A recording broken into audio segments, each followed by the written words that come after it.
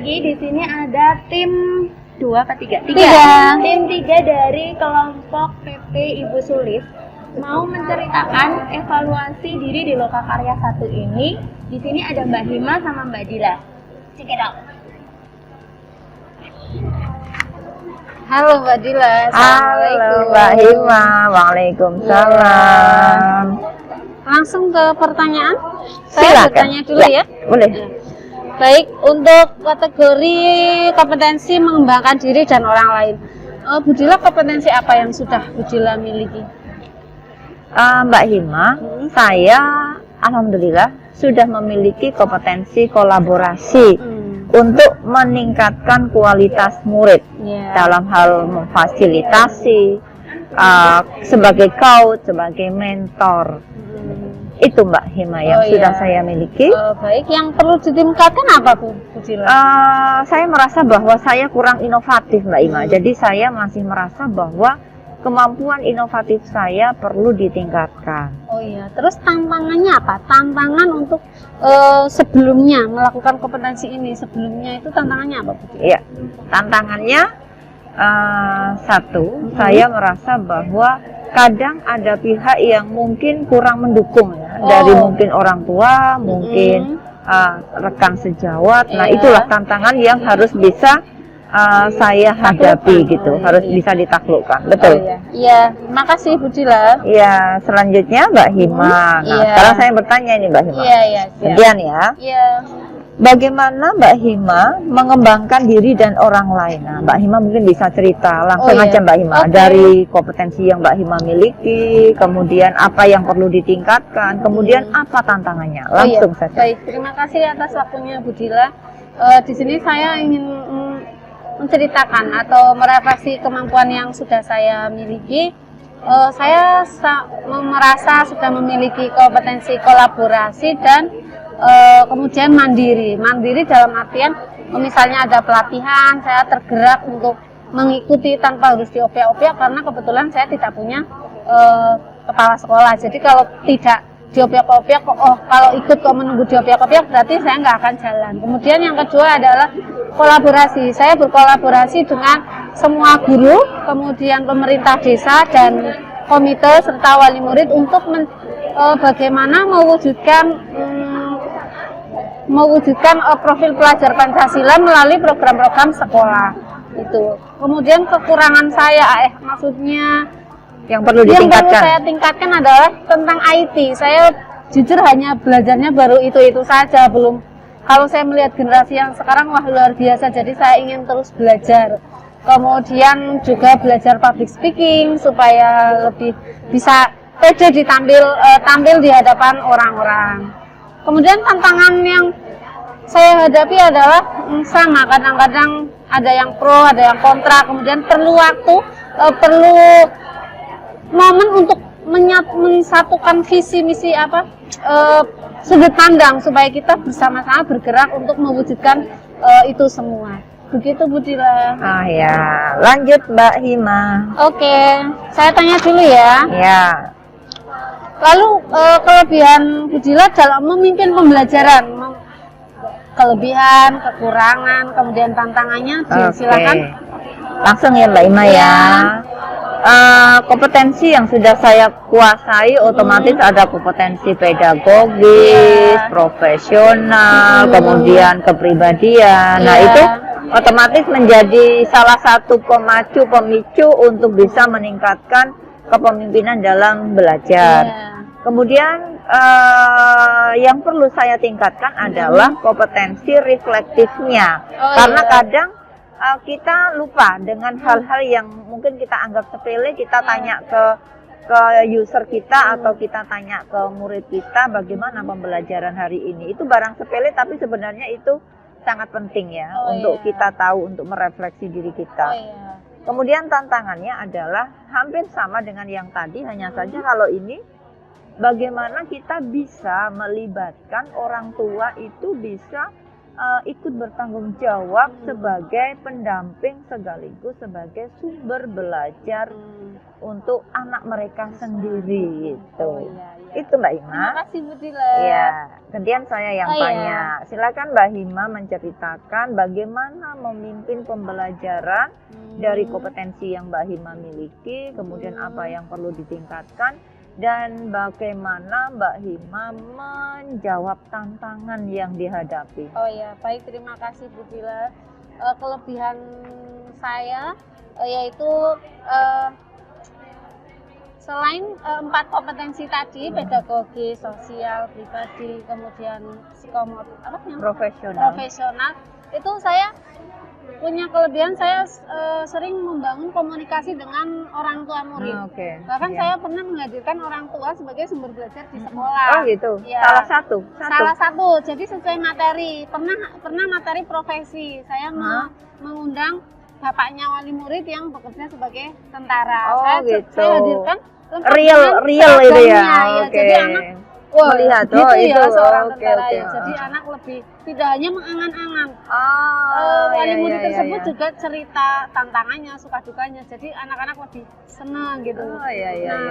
Kemudian kekurangannya sama seperti Bu Dila, saya kadang-kadang kurang merefleksi diri. Jadi itu juga perlu. Terlalu kepedean dengan diri sendiri, kadang kita itu sudah merasa paling baik gitu. Nah itu harusnya jangan rasa puas. Kita perlu penilaian orang lain mungkin gitu, kurang sharing. Kemudian tantangannya itu tadi ketika menghadirkan orang tua, kadang-kadang ada orang yang namanya orang desa kadang-kadang nggak usah lah Bu, malu-malu begitu. Tapi kalau orang yang open minded, terbuka, mereka bersedia. Bahkan pernah saya mengajarkan profesi kan nggak hanya TNI, saya hadirkan orang tua wali murid yang profesi sebagai pedagang, tapi dia membuat kue sendiri gitu loh. Jadi saya praktekkan tapi yang simple. Bagus. Pernah membuat susu kedelai bersama anak-anak di sekolah. Ya begitu. Itu namanya apa kalau kayak gitu ya di sekolah? Namanya apa? Real apa? Kita kan menghadirkan benar-benar tokoh yang memang anak loh, ini loh yang namanya Pak Tentara ini loh. Ini loh yang namanya Bu waktu itu aku temanya profesi. Temanya apa? Oh, profesi gitu. Berapa ya? Lupa saya. Kontekstual, benar-benar kontekstual ya. Oke, bagus ya. Oke, silakan Mbak Hima. Baik Bu Dila, sekarang kategori memimpin pengembangan sekolah. Nah, ini ya, seorang calon pemimpin ya. Kelebihannya apa, kekurangannya apa, kemudian tantangannya itu apa? Kelebihannya, kita semua di sini calon guru penggerak itu pasti karena kita itu terpilih karena kita semua memiliki jiwa manajerial, itu pasti. Nah, itu juga yang mau saya sampaikan, bahwa saya juga merasa bahwa saya memang mampu memimpin teman-teman karena di sekolah juga saya juga wakil ya. Jadi kan saya bagaimana saya punya kompetensi untuk manajerial, itu salah satu. Kemudian yang kedua, apa yang perlu saya tingkatkan adalah di sini kadang saya merasa karena terlalu penuh dengan pekerjaan banyak yang harus dilakukan. Kadang di sini itu inovasinya itu menjadi kurang. Berkurang. Ketika dulu hanya guru biasa ngajar saja, itu di sininya celing. Aku mau gini. Nah, sekarang setelah banyak sampiran, mana ngurusi ini, akhirnya inovatifnya kita itu menjadi berkurang gitu.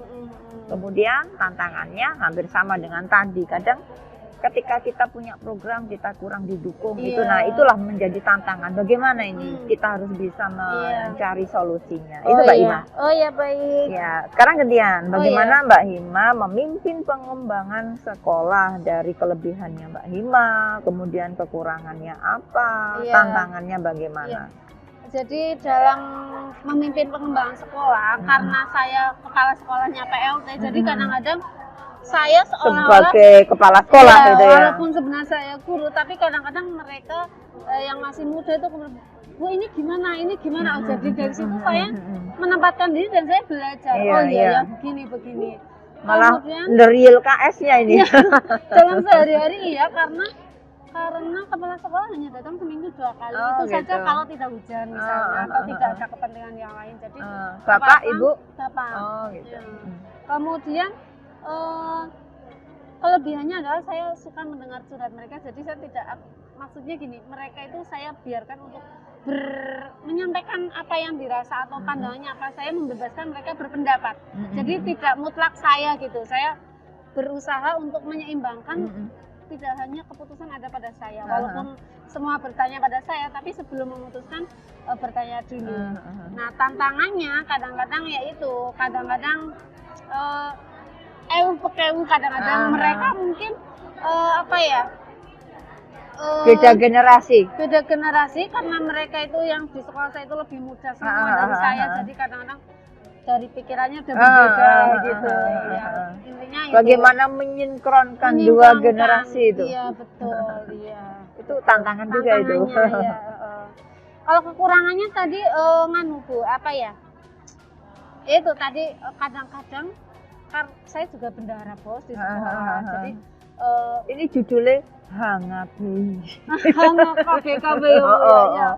Saya Ya kepala sekolah, ya bendahara, ya wakil, ya kekurangannya gini, jadi kadang-kadang mereka hanya menunggu, kadang-kadang misalnya ada apa-apa kok, wah Wima kok belum ini, belum akon, itu kayak gitu. Jadi karepnya saya itu berjalan sendiri gitu, tapi kayaknya itu kadang-kadang karena kita masih semuanya belajar, jadi ya oke lah, tidak apa-apa, perlu kekurangan kelebihan kita jadikan pelajaran gitu ya.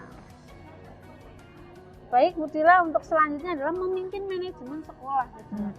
Kelebihannya apa, kekurangannya apa, dan kelebihan, kompetensi yang perlu ditingkatkan, dan kemudian tantangannya. Iya, ini hampir sama saya pikir dengan yang tadi pengembangan sekolah ya Mbak Hima. Iya, jadi kompetensi yang saya miliki sudah jelas ke manajerialnya, kemudian tantangannya itu bagaimana kompetensi manajerial saya itu bisa berkembang tanpa mengabaikan tugas utama saya sebagai guru, karena akhirnya ketika ini yang berkembang, ininya tidak saya utamakan, padahal saya tugas utamanya adalah mengajar gitu. Nah, itu termasuk tantangan ya.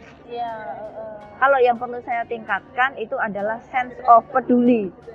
Nah, kadang itu saya merasa dengan banyaknya pekerjaan itu sense of pedulinya, care-nya sama anak-anak itu akhirnya berkurang. Nah, itu kan jelas melanggar hak anak untuk menjadikan anak sebagai student centered-nya itu kan. Seperti mengurangi hak anak. Betul. Nah, itu yang perlu harus saya refleksi sendiri. Itu Mbak Ima. Oh iya, terima kasih. Monggo Mbak Ima cerita dengan memimpin manajemen sekolah, dari kelebihan, dari kekurangan sampai dengan tantangannya. Oh iya. Yang saya miliki, kompetensi yang sudah saya miliki manajerial, yaitu jadi kemampuan untuk membagi-bagi pikiran antara sekolah dan tanggung jawab tambahan.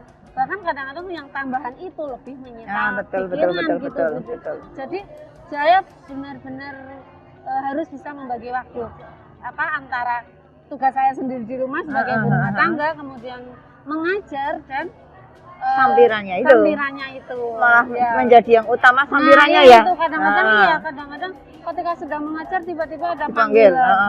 Ini harus laporan sekarang nah, mau tidak mau jadi meninggalkan anak.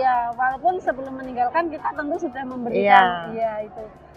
Kelebihannya yaitu jadi saya sudah beberapa waktu ini sudah belajar membagi-bagi waktu kotak-kotak. Jadi kalau sedang di sini otomatis pikiran saya begini, kalau sedang di depan anak-anak gitu. Jadi sudah banyak belajar karena sudah banyak lama sendiri gitu. Kemudian tantangannya yaitu tadi, jadi itu walaupun sudah terbiasa kadang-kadang berbenturan juga Bu. Kadang-kadang kalau misalnya tenaganya kurang apa kan harus dirangkap sendiri, misalnya gurunya izin atau guru yang lain mungkin ada rapat atau apa. Jadi harus bagaimana caranya agar semuanya berjalan semuanya. Tantangannya yaitu tadi, intinya ngolah rasa. Kalau jadi pemimpin saya rasa tidak hanya masalah pekerjaan yang terlihat, tapi justru lebih berat ke rasa. Betul. Bagaimana kita ngayomi, ngomong, merangkul semua pihak, baik yang masih muda maupun yang dewasa, tanpa mereka merasa terintimidasi. Oh iya, betul. Ya, terima kasih Mbak Hima sharingnya. Saya juga terima kasih sekali, banyak itu masukan sharing dari kita berdua, saya Ibu Dila dan Bu Hima. Sampai ketemu lagi. Dadah. Assalamualaikum.